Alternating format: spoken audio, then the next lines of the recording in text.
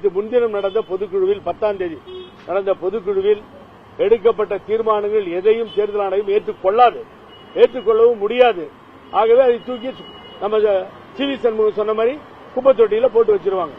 ஆகவே வழக்குகள் முடிய வேண்டும் என்பதுதான் இதில் உள்ளடக்கம். அதை கொடுத்து வந்திருக்கிறது.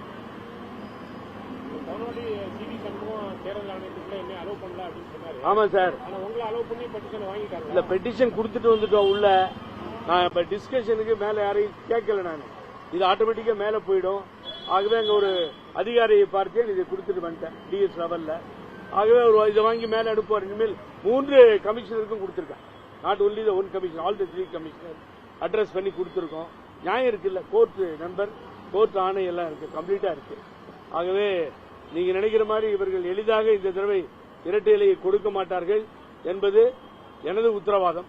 பார்ப்போம் என்ன நடக்குதுன்னு. ஏன்னா உச்சநீதிமன்றம் விடாது. ஆகவே உச்சநீதிமன்றம் நியாயமாக நடந்து கொள்ளும் என்ற நம்பிக்கை இருக்கிறது.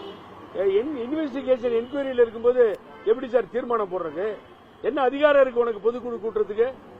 பொதுக்குழு இருக்க கொஞ்சம் பேர் சேர்ந்தா பொதுக்குழு கூட்டிடுவீங்களா நீங்க? ஏன் இப்படி ஊடகம் மீடியா வந்து மிஸ்லீடிங் பண்றாரு? அவரு இந்த மீடியா அவரை பொதுச் செயலாளர்னு சொல்லுது.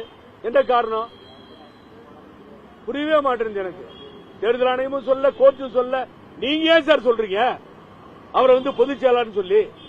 என் கூட கூட்டு உட்கார வைங்க, நான் பேப்பர் வச்சுக்கிட்டு சட்டத்தை வச்சுட்டு பேசுறேன். அவருக்கு ஒரு வெங்காயமும் தெரியாது, அவர்கிட்ட போய் பேசி